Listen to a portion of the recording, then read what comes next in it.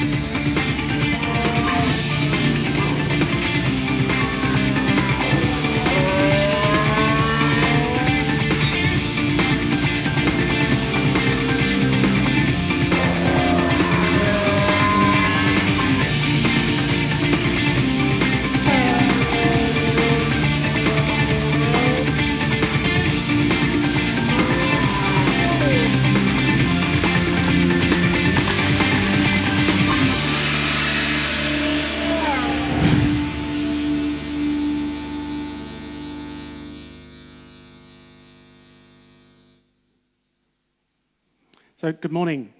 My name's Ian Henderson. I'm a Chief Technologist in the UK pre-sales organisation. I work with our manufacturing customers across the United Kingdom, and I'm aligned as the Chief Technologist working with the Mercedes-AMG Petronas Formula One team.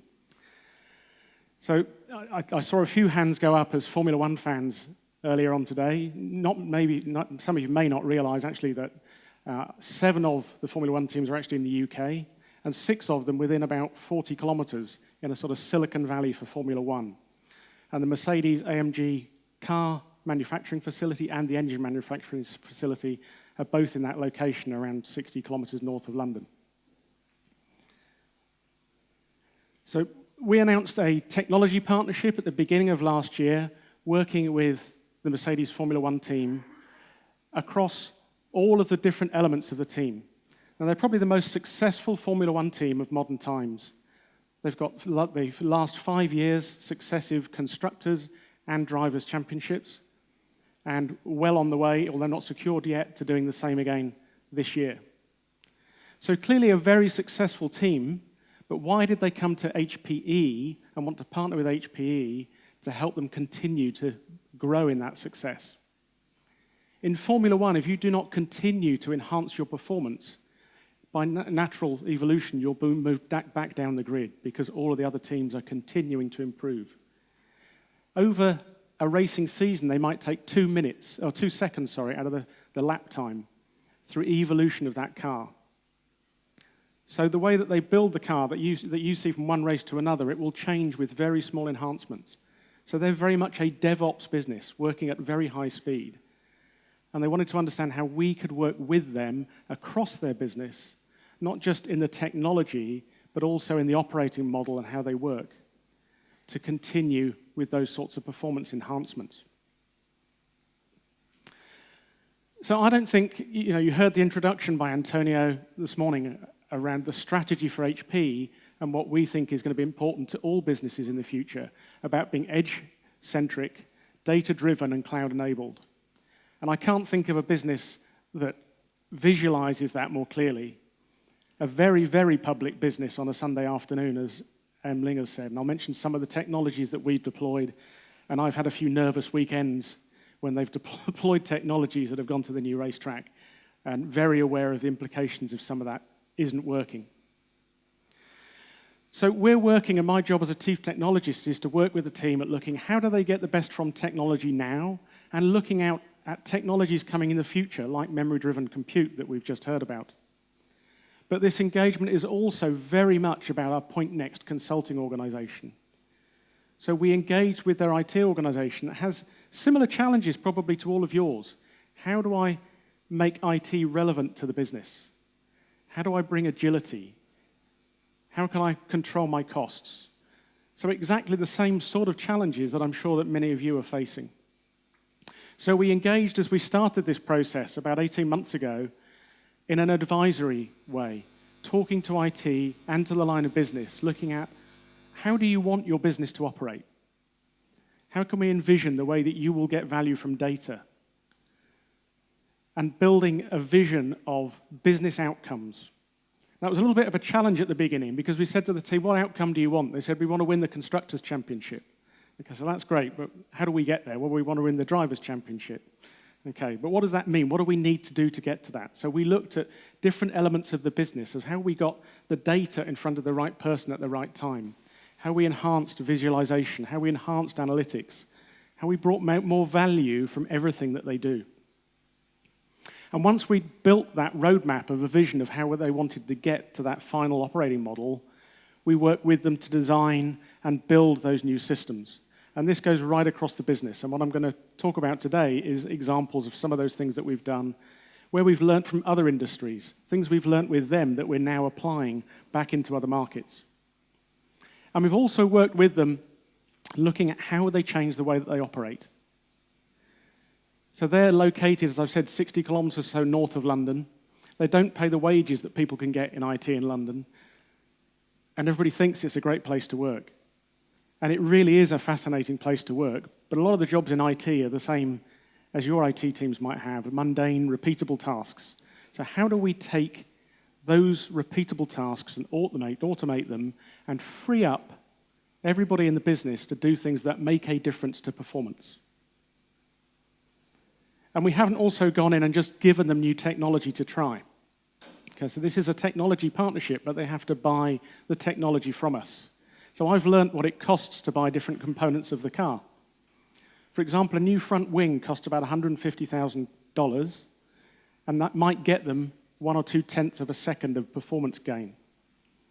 So when I'm talking to them about a new technology they want to apply, it comes back to, what is that going to make as a difference to the team? How will it free up people to do more analytics? How will it allow us to bring out new functions and services more quickly? So in everything that they do, time is currency. So even if it's not something directly on the car, it's how we can free up people to do things that affect the car and how the team perform. So they really are a data-driven business. And a lot of this has been driven by changes in regulation. So the leading teams like Ferrari and Mercedes have bigger budgets than those at the back end of the grid. So the regulation has been trying over the years to level that playing field to make it more interesting to watch and more competitive. So 10 years ago, they stopped the ability to do in-season testing. Some of the teams had a second car, effectively, that they were testing all of the time and able to optimize and be more performant than their competitors. They've stopped doing that. So now everything has to be simulated. So data that they have is critical. So where does that data come from? There's around 300 digital sensors on a race car and one organic one. And that's the driver. So we learn a lot from talking to the driver, but we need to help the race engineers to be able to look into the data that's coming off the car, understand what Valtteri or Lewis is saying, and then find that within the data. Look at what they can see in the data and then translate that back to helping the driver understand where he can be quicker. Can he brake a tiny second later? Can he take a different curve? Should we change the way that the gearbox is changing from one gear to another? So to put that in perspective, at some of the races, that can be down to 1/1000th of a second between success and failure. That's about 6 centimeters on an entire lap. So they're looking at huge amounts of data. Around 250 gigabytes of data come off each car during a race weekend. So we're capturing that data, analyzing it, visualizing it for all the people that are at the racetrack, looking at how we can get that very last piece of performance from the car. We're doing simulations during a race weekend, as well as all the things that we do during the design process. And I'll come back to Em Ling's example of how we're applying machine learning. So one of the examples during the racing event is they run a simulation for the setup of the car, the chassis and some of the aerodynamics. And as the car is changed through the season, we can't do all that analytics up front. So we'll start running that processing job on a Monday morning, looking at the results from the last weekend's race. And that process used to take 4 days.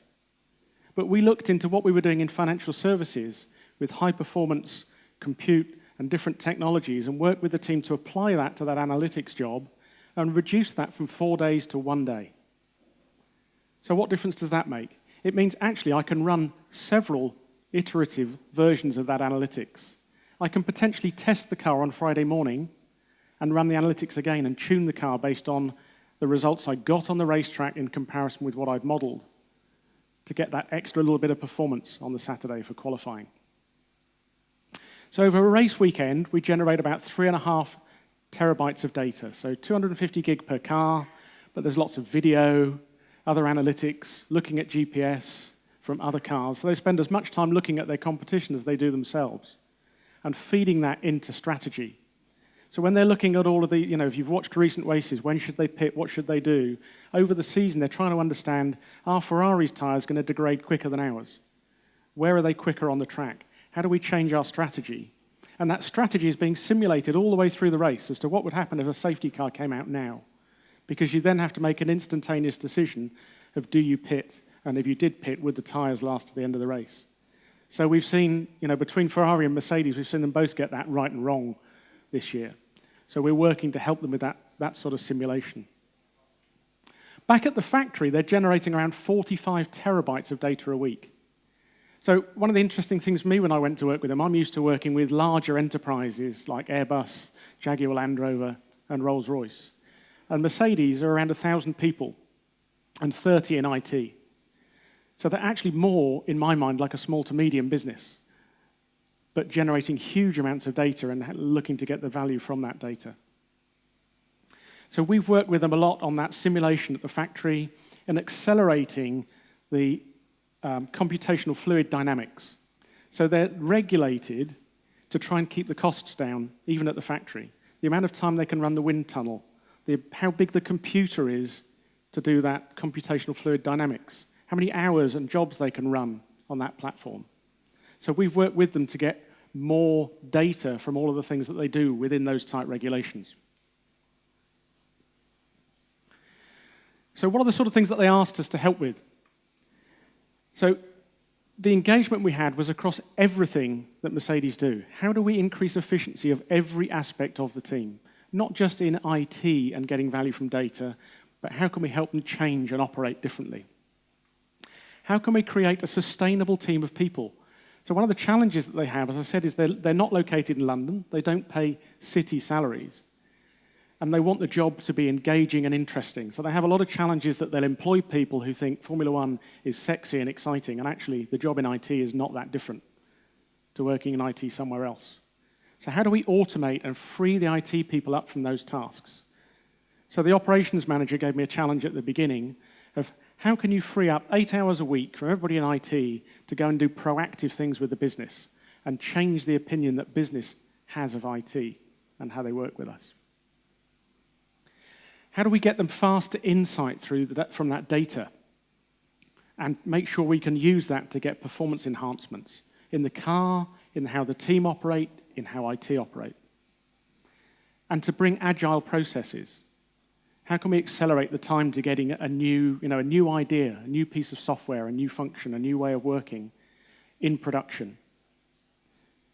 As I said, that car can change. Something can happen on a Sunday. Someone's designing a new component Sunday evening to be manufactured, tested, and shipped out to the race, potentially just a week later.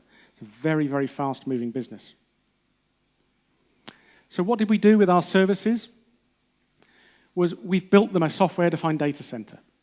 So we've taken our Synergy platform, we've used tooling like Ansible, and we've automated the repetitive tasks for standing up new environments. And not just in the data center, but using that same tooling right out to the racetrack to automate and stand up new services, taking from 28 days to 28 minutes. Okay, so reducing the time spent on mundane tasks, freeing that team up to do things that are valuable, but also increasing the quality of the service. If you do things manually, you make mistakes. If you define a process and automate it, you get consistency and quality. We've embedded 2 full-time staff in the team. So I work there 1 or 2 days a week, and I work with my other customers. We have a full-time program manager looking at what are the demands on IT? How do we help you prioritize those demands? How can our services help you meet those? What are the new technology innovations, like machine learning and memory-driven, and how could they apply to the challenges that you face? We've embedded a data scientist into the team full-time. Now, Emling said earlier on that he worked with the team early on, and there was some skepticism from the senior management about what machine learning can give them. And you've heard that's still there. They're still spending a week checking the job that takes a day. Now we've automated it. But we've embedded this guy in the team to look at what are the challenges and use cases, how can we do a proof of value, and if there is value, how can we make that a productionized environment? Reducing the risk and increasing the speed of adoption of new techniques like machine learning. And also our data center care. So we work with them to give them a white gloves experience to ensure that all of their machinery is proactively monitored and supported. And when they turn up to set up at a race, everything works and we can support them and make sure that happens smoothly.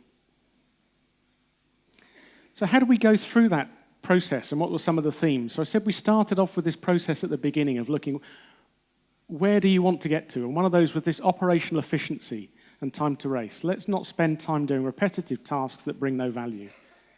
So we came up with this software-defined data center concept and Race 2019. So this was how do we build a new race team environment for this season, beginning of this season, which automated standing up all of those services at the racetrack.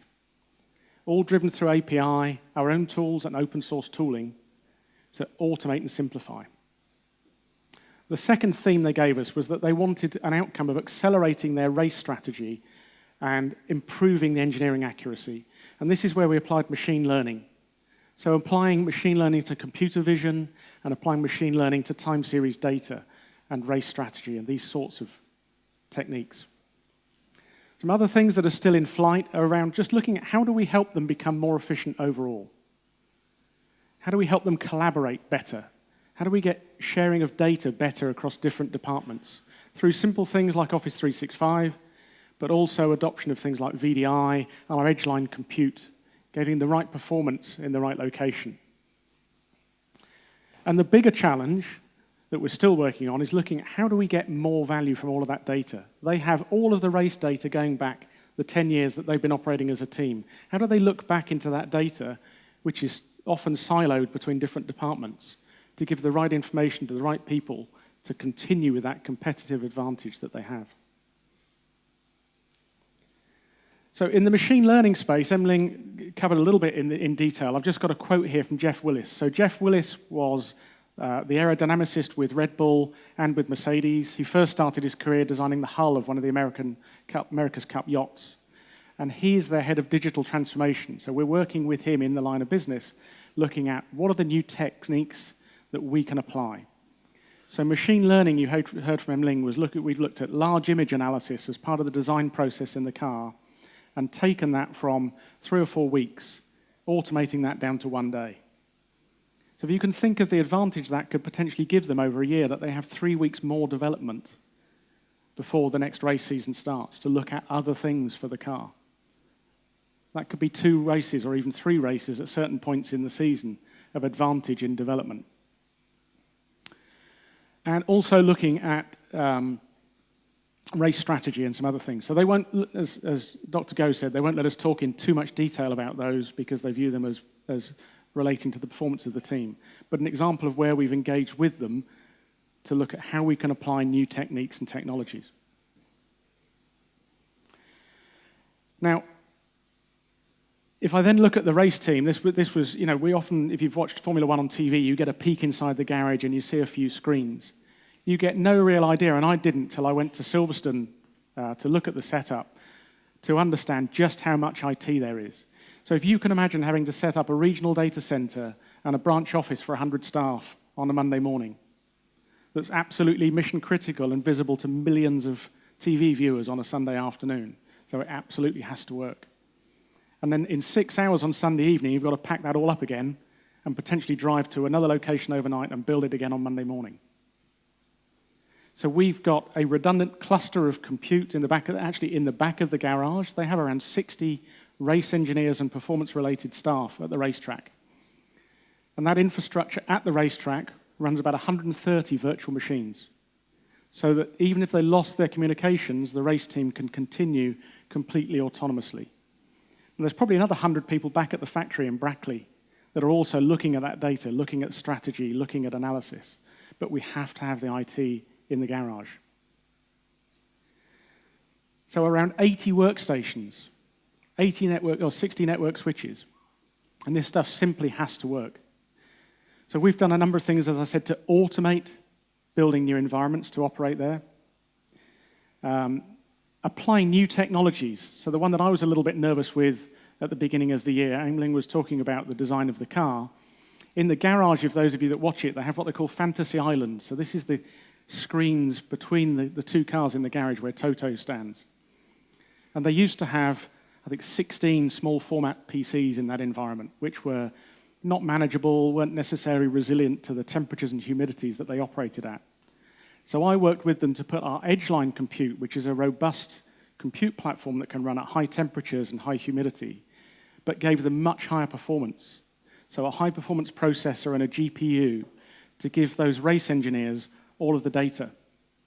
But that's actually a technique that we used in financial trading. It's a similar configuration, but hardened to that we would use for a financial trading platform, where they need to look at lots of data feeds and video and other things to make an instantaneous decision that's critical to business, or in this environment, the race.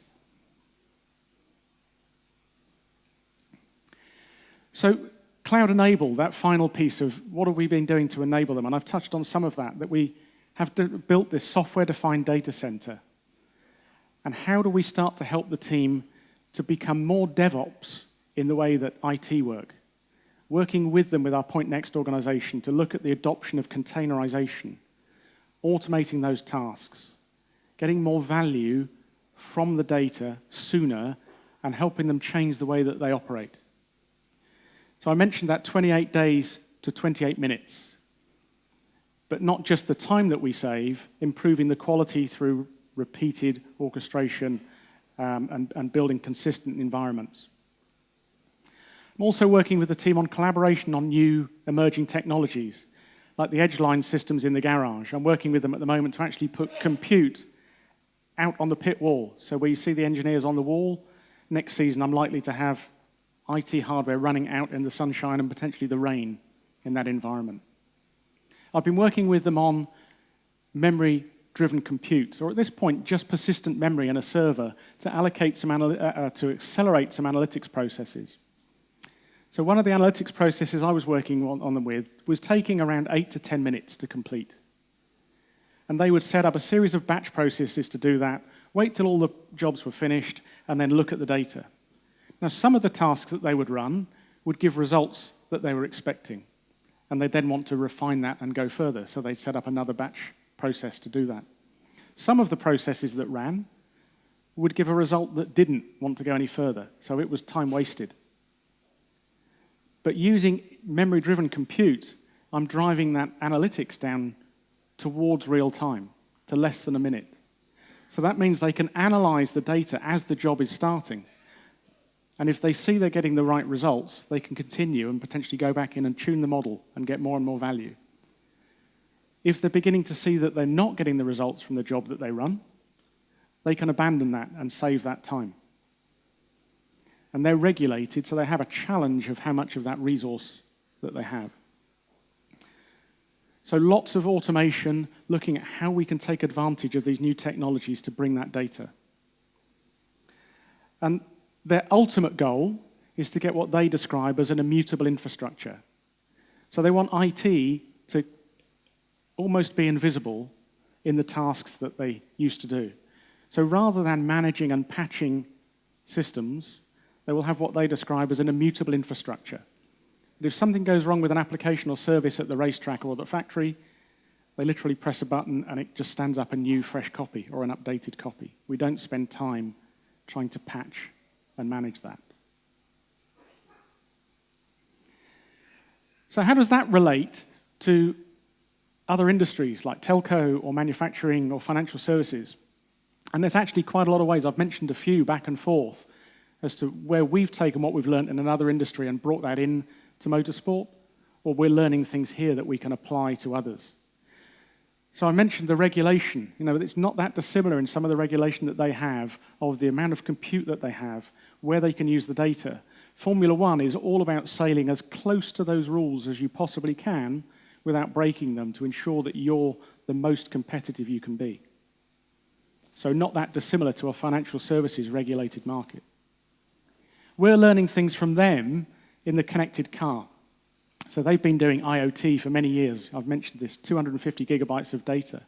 How are they using that to analyze, to get data to improve the product, to get information to the driver about how he's performing and how he can improve? How can we apply that to other industries, in financial services for connected product, metered insurance, understanding risk from data coming back from a connected device? The automation that I've mentioned that we're working on them with, I've seen exactly that same challenge in all of the customers that I work with. How do I free myself from technical debt? Bring agility and new functionality and a different way of working, moving towards self-service, making IT as invisible as possible in the way that it used to work, and making it more relevant in how it brings agility and capability to the business.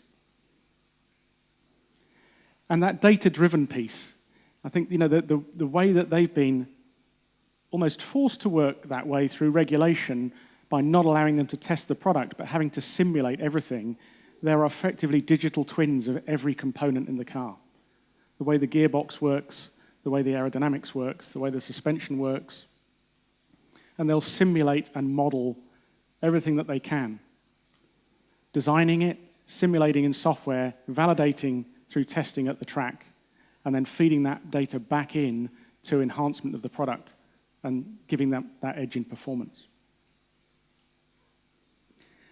So I hope that's given you an insight for some of the things that we've done with the team. I'll be here the rest of the day if you have any questions. And we're really looking forward over the next few weeks. Hopefully we're in Suzuka this weekend and we'll get good results, and hoping to close both the Constructors and the Drivers' Championship over the next couple of races. We're working hard with the team already on the development of the car for next season and the number of different ways that we can continue this engagement and share the things that we've done with competitors or not some competitors, but people in other industries so that they can get the value from this strong technology partnership. Thank you.